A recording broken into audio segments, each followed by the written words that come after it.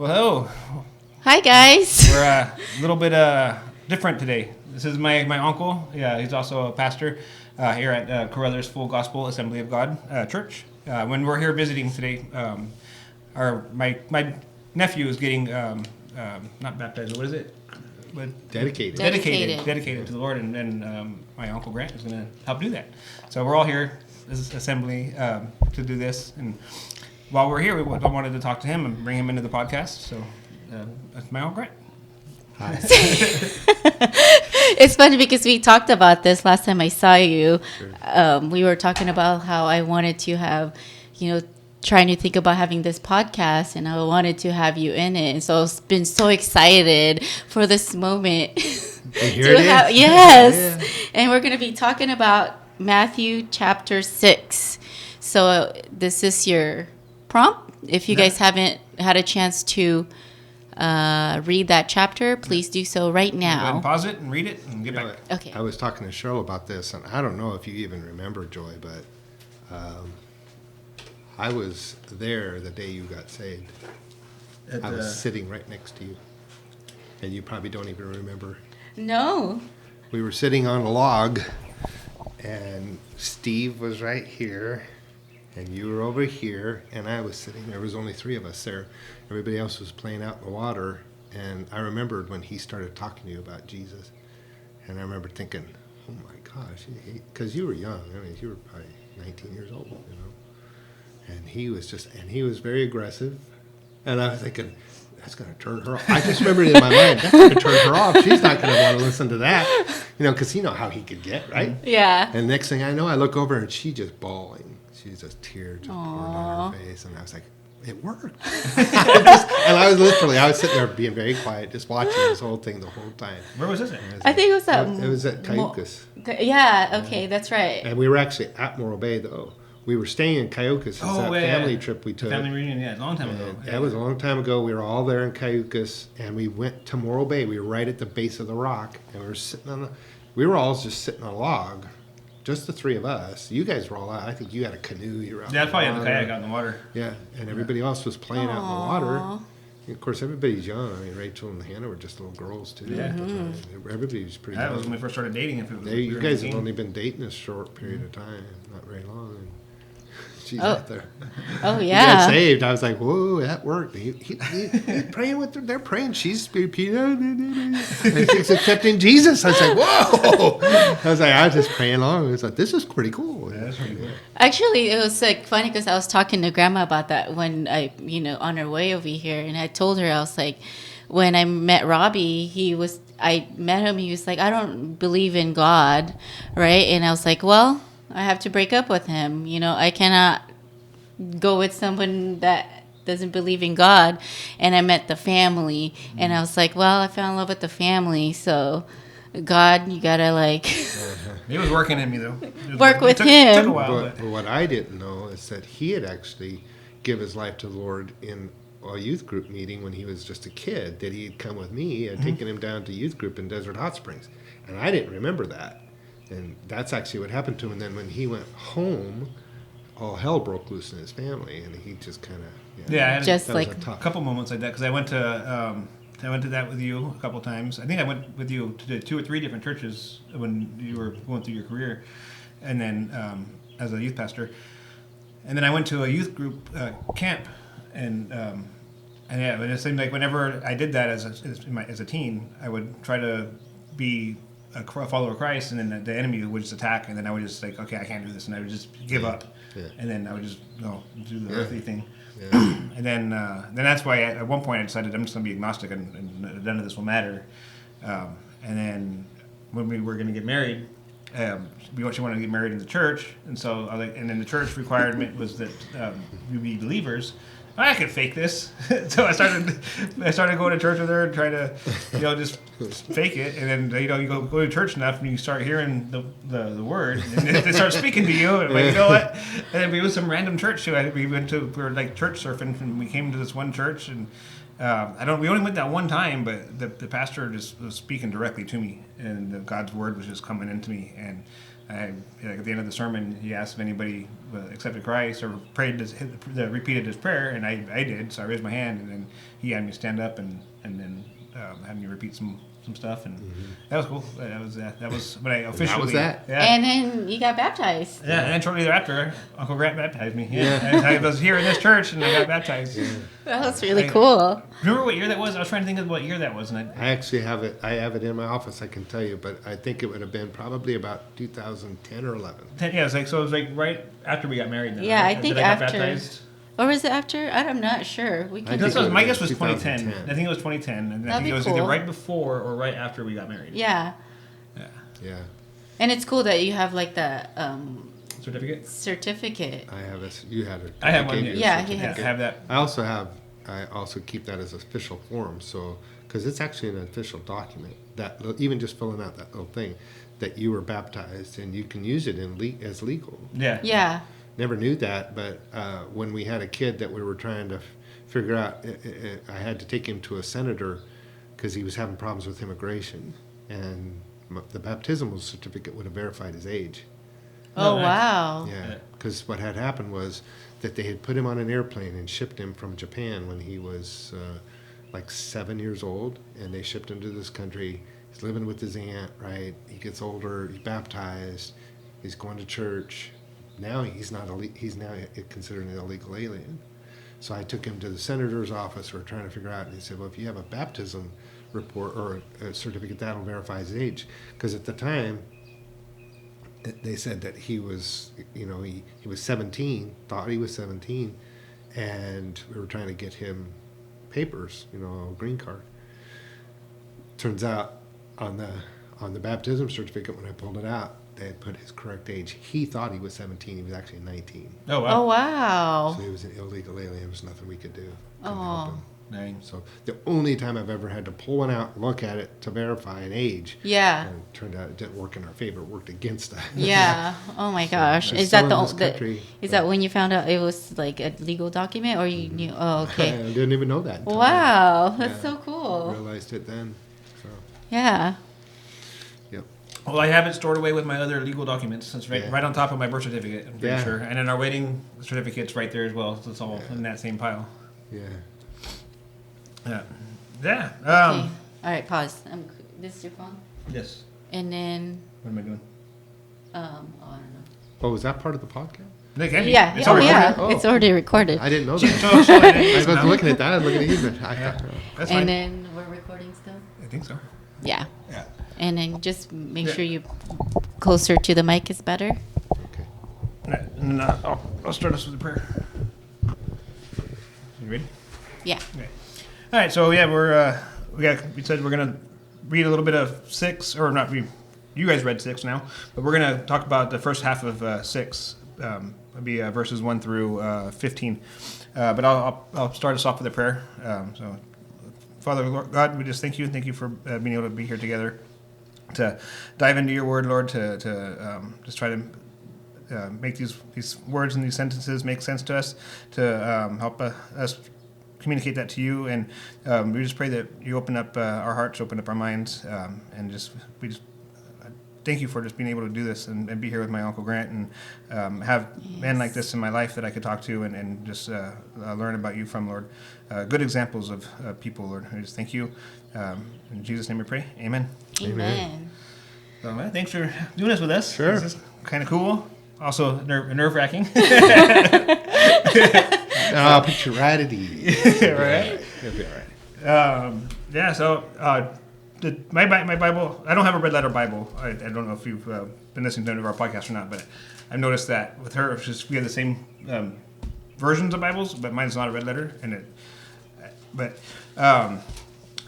This is all what Jesus is talking. I think this is still the Sermon on the Mount. Right? We're still like halfway, Yeah, I think halfway so. down the Sermon on the Mount. The Sermon on It the is Mount was Sermon still? on the Mount. Yes. Okay. and Part of that. it's all Jesus's words. And I wanted to have a question about that too, because last episode that we were talking about the Sermon on the Mount, and from my understanding, and that part where Jesus was really mostly talking to his disciples, and the people came to him because they were attracted to his message, whereas another study shows that Jesus meant it for the masses. What are your takes on that? Well, what are he meant it for the masses, but the masses would not understand it. Neither would the disciples, really. Most of what he was saying was above them as well. What would happen is, as a result of that message, they would ponder it. And even all the people listening would ponder it because they thought, we've never heard anyone talk like this. The way that he talked was so different and taught was so different than anybody else, any of his contemporaries, anybody that was around him, any of the Jewish leaders. No one taught like Jesus. And so they were enthralled by that. And not only that, but all the miracles that he did. Yeah. And so the Sermon on the Mount was really to set up what was to come, you know, the understanding that his way was going to be a whole different way. And so people were attracted to that because they didn't like the way things were. They were under Roman oppression, and even their own leaders were oppressing them as well. The Jewish leaders were oppressing them. They just felt so under pressure. And Jesus was not like that at all. And the way that he taught them was so different. Now, do you think the Sermon on the Mount was something that was repeated, or was it a one-time sermon? Well, obviously, we're talking about it today, so it was the way he That's taught, true. and that would go till today. I mean, 2,000 years later, we're still talking about the Sermon on the Mount. I mean, because it was so powerful. did Jesus repeat this message multiple times, or was it like did he teach it just that one time? Because in Luke, he goes over this Sermon on the Mount as well, but it's a little bit different than the Matthew's version, right? Okay, the reason it's different is because there are 3 versions of Jesus' life, right? They're called the Synoptic Gospels. You have Matthew, Mark, and Luke. Then the book of John is very different. Even though they're all about Jesus' life, Matthew, Mark, and Luke are taken from one text. So you have the book of Mark was the original. Oh. Then Matthew elaborated on Mark, and Luke elaborated on Mark as well. If you want to find the original text, read the book of Mark, and that gives you the groundwork. Then you had Matthew, who expounded on that and added his own touch, which is also a first-hand account. Mm-hmm. But you'll find a lot of what's in Matthew is exactly the same as what's in Mark. And you'll find a lot of what's in Luke is exactly the same as in Mark, but they're also larger. So Luke was more detailed, was a doctor, but he also lived after the fact. I mean, he was not part of the original group. So the book of Mark is a first-hand account written by Mark, but it's actually Peter's account. Oh, wow. Yeah, so Mark wrote for Peter. Peter told the story of his time with Jesus. Mark wrote it down. Exactly. Matthew also took the book of Mark, Matthew being wanting a little bit more of an emphasis for the Jewish people. Yep. That's why you see that Matthew started with the lineage of Jesus Christ. Yeah. Because he wanted to prove that Jesus was direct descendant from King David. Yeah. You know, and so he proved it by saying this is the genealogy of Jesus Christ. That's how Matthew starts, because he wanted to prove it to his people, right? And then Mark is more just the basics of everything, and then Luke is expounded even more on, because he's just a doctor. He's very detailed, and you'll find that Luke is very much more detailed. So when you see the Sermon on the Mount, it probably has a little bit of a different take, because Matthew's got a little bit different take than maybe Peter had. Okay. Right? Oh, when wow. Peter's listening to it, he repeats it as he remembers it, and then Matthew uses what Peter said, and he says, but I also remember this. Yeah. So he adds this a little bit. Then Luke is going to take, probably you're going to see the version that's in Mark is what's going to also be in Luke, because he would not have had the first-hand experience. Okay. Oh, like okay. Matthew. Yeah, Matthew had a first-hand experience. Yeah. He was there. That makes sense. Hey, making sense of it. Yeah, I know. We should have Uncle Grant with us more often. And then so now we go to the first one. Yeah, the first one. Yeah. So, so the first one is talking about the charitable deeds. Do not do your charitable deeds before men to be seen by them.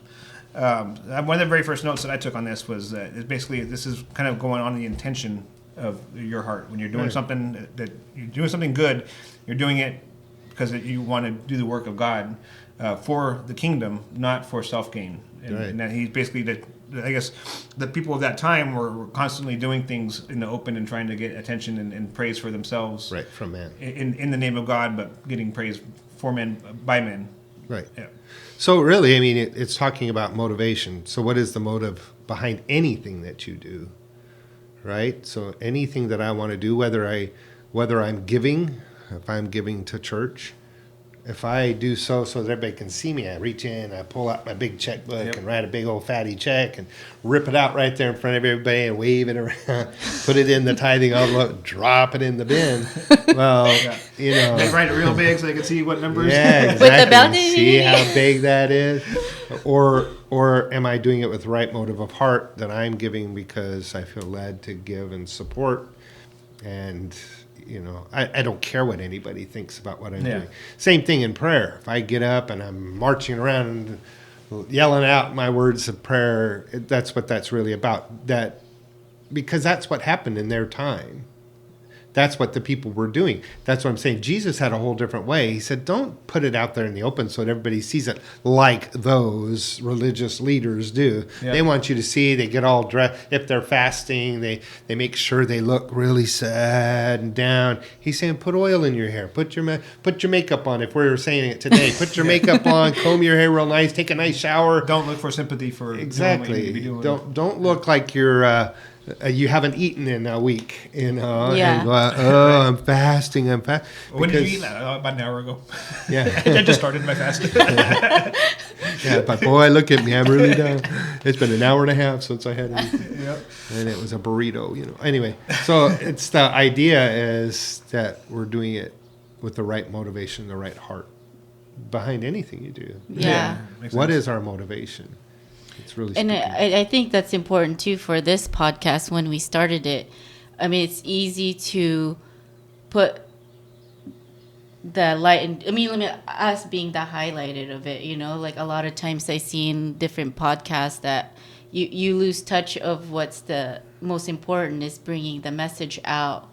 Not really yes, we're going to be talking about experiences that we've had, you know, with Jesus and things, but always going back to really what are you doing it for? Right. The purpose, and also for us to really focus that, because then we get in the way of, okay, well, we need to make this pretty. You know, we need people to realize, you know, we need more viewers. Find more people to follow us. Right. What we're trying to do is just get everything out to you. Oh, and the idea of really doing something like this, the proper motivation would be that there's somebody out there today that needs to hear what we're saying. Yep. Yes. And really, that's the motivation behind what you do, is that somebody needs to hear the word in such a way that it touches their life. And so anytime you sit down to do this, you pray that the reason you're even praying, you're praying that God touch the person today that's listening. I don't care if it's one person. Yeah. And so I'll give you an example. Years ago, I wanted to start a young adult Sunday school class, and I only had one student my first week. And I thought that could be very discouraging, right? Yeah. But I went prepared, and I went week 2, and I had one student. Week 3, I had one student. Week 4, I had one student. But I kept going back prepared every single week, because the motivation was not that I was going to have this big Sunday school class, but it was that somebody's life would be touched and changed. Week number 5, one student. Week number 6, one student. Guess how many were there on week 7? There was about 6 students. No. Oh, wow. And then week 8, there was 10 students. Within 2 months later, I had 30 students in that class.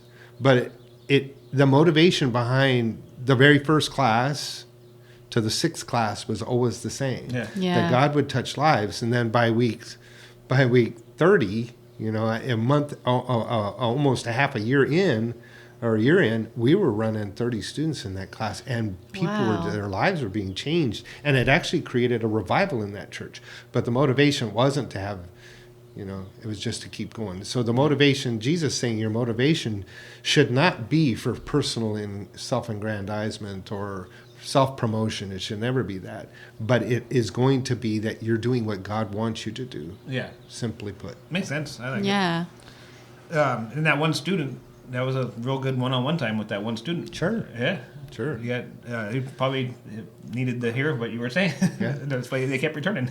I've always loved one-on-one because that's, boy, you can just give them everything you got with both barrels. Right? Yeah. And they can't get away, because you're looking right at them. Yeah, trying to teach 30 kids or one kid. It's much easier with one kid. Yeah, if you're really trying to reach one person, you can really do it for sure. Yeah, no, we were super stoked when we first put this out there, and we saw. I think she had some stats of Europe, like 1 or 2 podcast downloads in Europe, 1 or 2 podcast downloads in like the Asia areas of Asia and stuff, and it's like really cool. Like, not for us people like, hey, like, oh, I'm getting listened to over there, but more like what we're sharing is it's reaching people that may or may not be getting what we're putting out. It's pretty cool. Yeah, and then people, hopefully, they get to be talking about the Bible, reading the Bible, and which is, I think, is really important. Yeah. Because a lot of times, before I read the whole Bible, we kind of just believed people, and kind of just like, okay, sure, that's what Jesus said. But out of context. You get those word out of context without reading the Bible, and it's really. That's why I always say you better have your own Bible because I don't want to preach you out of the book of Grant. Right? There is no such thing. Really? Let me see that. Let me see that in the Bible. Can you find it? It's not there. So.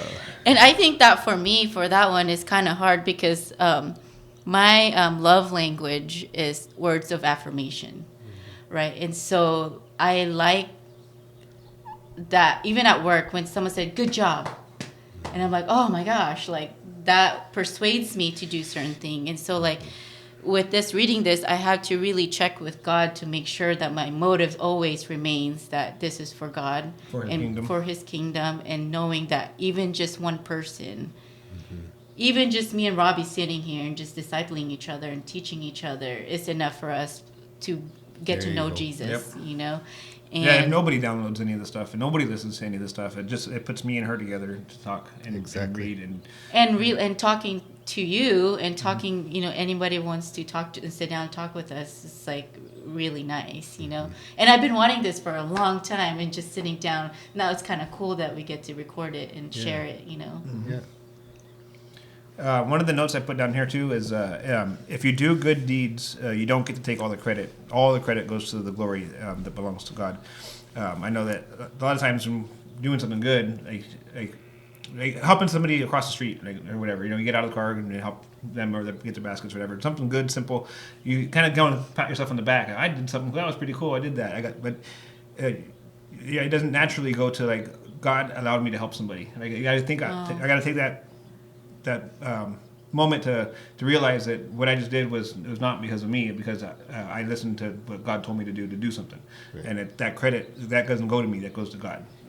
So here's what happens after a course of time is that when you just do the things that are right things to do, it becomes habitual to you, because most people do things on how they feel. Mm-hmm. So they say, I don't feel like even going to church, right, on a Sunday morning. I don't feel like going today, so I don't go.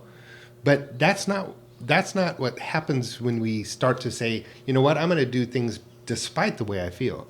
Even though I don't feel like going, I'm going to go today. Even though I don't feel like opening the door for that person or getting out to help that person, even though I don't, because most of us don't. Most people are selfish by nature. Yeah. So when we do things just because we know it's the right thing to do, it becomes then what we do. Yeah. Yeah.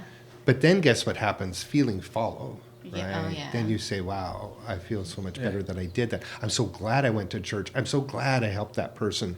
But it becomes as a result of doing the right things in spite of how we feel. Yeah. I don't do things because I feel like it. I'm a pastor, and sometimes I get up on a Sunday morning, I don't feel like going to church. I'm sure you get phone calls. I don't want to answer that. You have to. I tell them all that, too. I didn't feel like it today, but I'm glad I came. Yeah. That's just real. I mean, I'm a very real person. So. Yeah. But that we don't do things because we feel like, and that's what Jesus is saying. You don't do it just because you feel like it. You know, you do it because it's the right thing to do. And we don't do it because I want to get this back either. Yeah. This is my motivation. So you do it because it's the right thing you do. You do it because you're being obedient to what God has for you. And then as a result of that, you get a chance to experience it. When you say that you have the love languages, words of affirmation, that's mine too, right? And so I like to hear people say you did a good job, but that cannot be my motivation. Yeah. You know, yes, it does give me a little spark inside when Yeah. somebody says you did a good job. But I've also learned how to compartmentalize that and say, that's okay. Because I used to then, because it is words of affirmation, when people said you did a good job, I would feel like somehow I had to say, oh, don't say that or don't accept that, but somehow I had to be humble, right? Yeah. Then I realized that it's okay because that is part of my character and nature and makeup. It's okay to receive words of affirmation, but don't let that become my motivation. Yeah. Yes. Exactly. Right. Well, the spiritual benefit too is that the part of the giving from what we have, our resources, is not about what God needs, right? So the giving that the Bible is talking about in this case is those that would come into the church and they would throw down big sums of money and make everybody see it. And a lot of the times the complaint is in church life, people think, well, all the church ever wants is my money. But what they don't realize, what most people, especially those that have that argument, is that it's never about what the church needs. It's not even about what God needs, because God doesn't need your money. Yeah. Yeah. Church doesn't need your money. Why? Because he owns it all anyway. The giving principle that Jesus taught and tried to make them understand is it's not for the benefit of the church. It's not for God's benefit. It's for their benefit. There is something that happens in us when we become giving, when we give.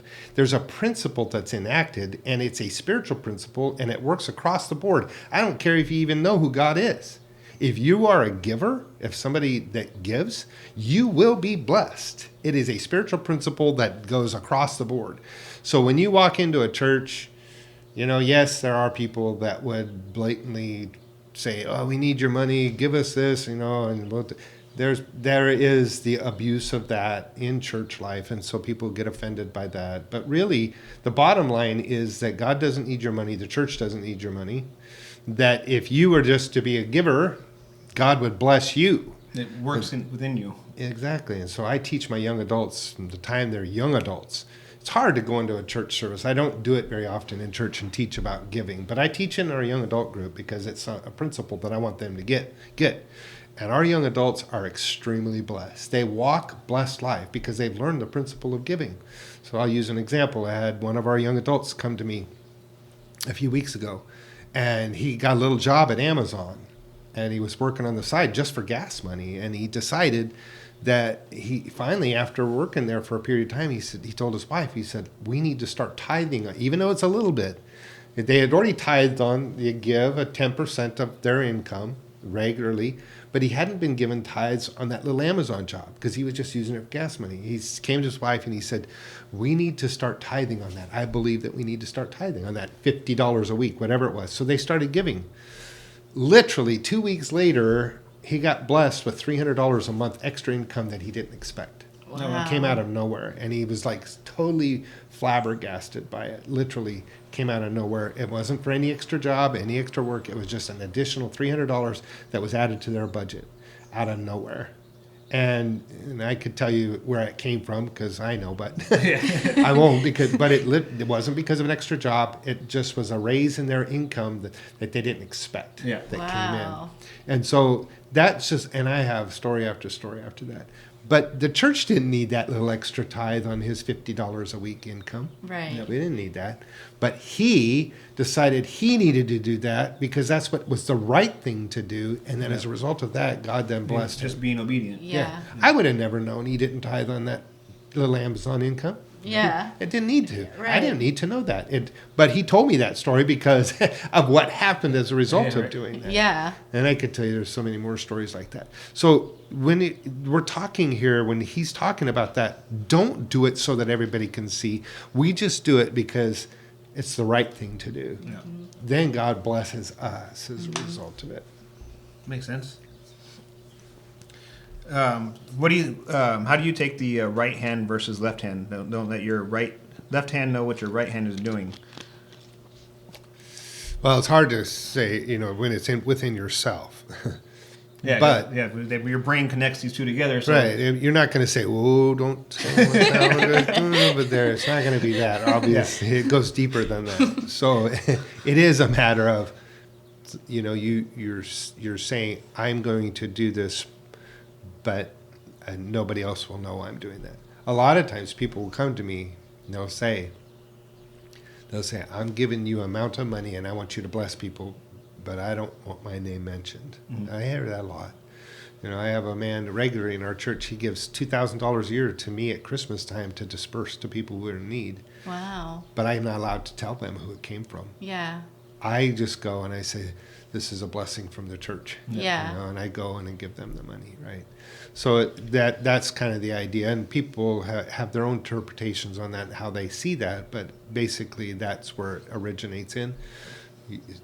I just don't want people to know. And I get that a lot. I mean, regularly, because I'm a pastor, so I hear it more Yeah. than others would even know. Anonymous giving. Right. Anonymous, yeah.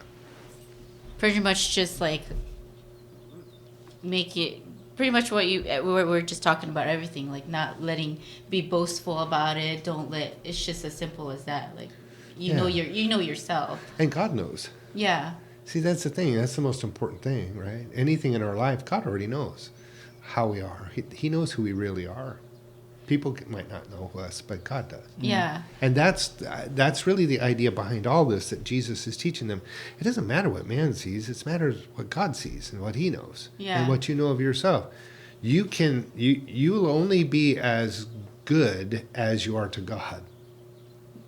Yep. So everybody Yeah. else doesn't matter. Yeah. However, it doesn't matter how good you appear to anybody else. You will only be as good as God sees you. Yeah. and that's Wow. the most important thing. So we do everything we do has the motivation of pleasing God, not man. Yeah. And also it helps you knowing that, and it helps you too how people walk with God. You can't also be in a way of judgmental because you don't see person's heart. You don't know what's happening, and you don't know their motives.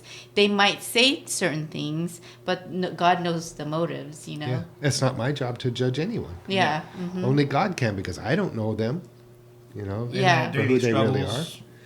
And even if I did know any struggles that they had, it's none of my business, Yeah. right?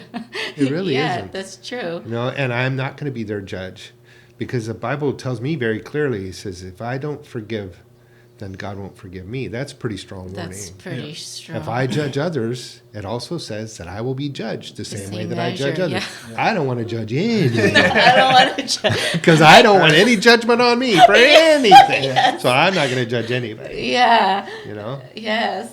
And that's what it is. Like you said, like God will judge you the way you judge people. I'm like, man, I want to be the most forgiving, non-judgmental person there is. Yes. Right. Because I take those things very seriously, because Yeah. they are warnings. Yeah.